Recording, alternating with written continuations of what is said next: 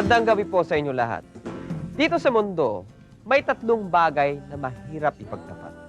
At tatlong bagay na yan ang ating bubusisiin at titingnan natin ang mga paraan kung paano natin malulutas ang problemang ito. Una, mahirap magtapat sa isang babae na minamahal mo siya.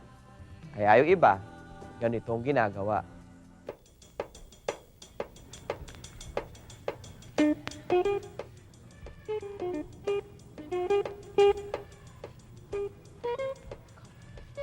I love you! Nakita niyo na? Dahil nahihiya siyang magtapat kay babae, dinadaan niya sa hit and run. Magtatapat siya dito, sabay takbo. Tingnan natin ang magiging resulta ng ganitong teknik.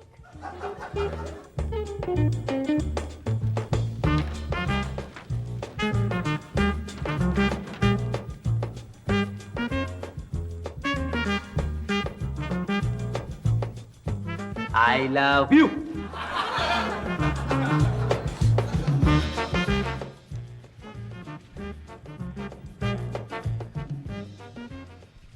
Narinig mo ba yung sinabi ko sa'yo last week?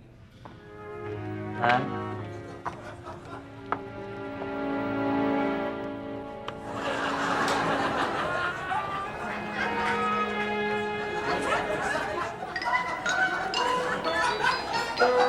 Maganda ang hit and run technique kung nakakarinig yung babae.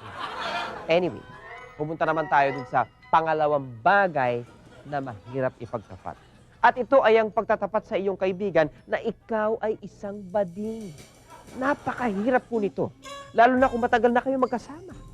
At ina-assume na ikaw ay isang tunay na lalaki. Bah, hindi mo basta-basta masasabi ang tunay na nararamdaman mo. Kaya narito po ang isang teknik kung papaano ito.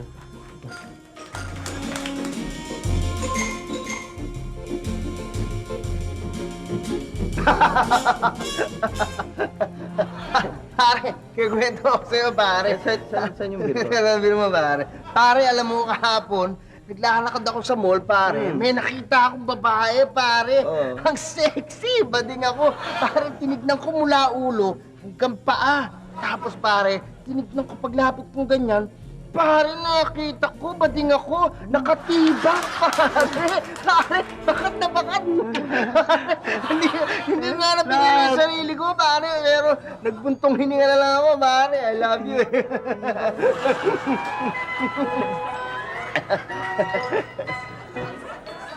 Nakita niyo yung style? Isisingit mo ang iyong mga gustong sabihin sa loob ng mga kwento mo. Ha? Papasok na yun sa subconscious mind yung mensahe. Kaya mas madali na kayong makakapagtapat. Alright.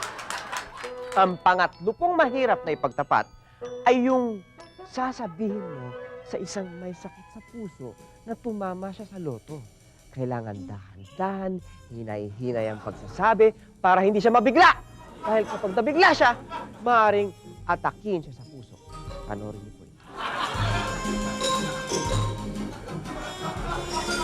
Lola, may sasabihin po ako sa inyo, pero gusto ko muna, uminom muna kayo ng tubig.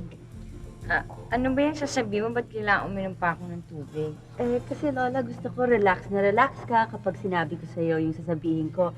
At Lola, huwag kayong mabibigla. Lola, kasi po, Lola, ganito yun. Tumama ka sa Lotto.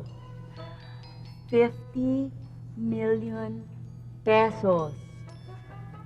Ako tumama sa loto ng 50 million pesos. Yes. Anak, matanda na ako. Kontento na ako sa buhay ko. Kaya hindi ko na kailangan 50 million pesos. Bibigay ko na lang sa iyo yun. 50 million pesos.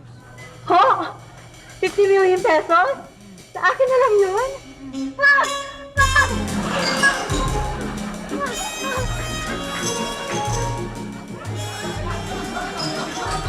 Ayan po ang tatlong bagay na mahirap ipagtapat.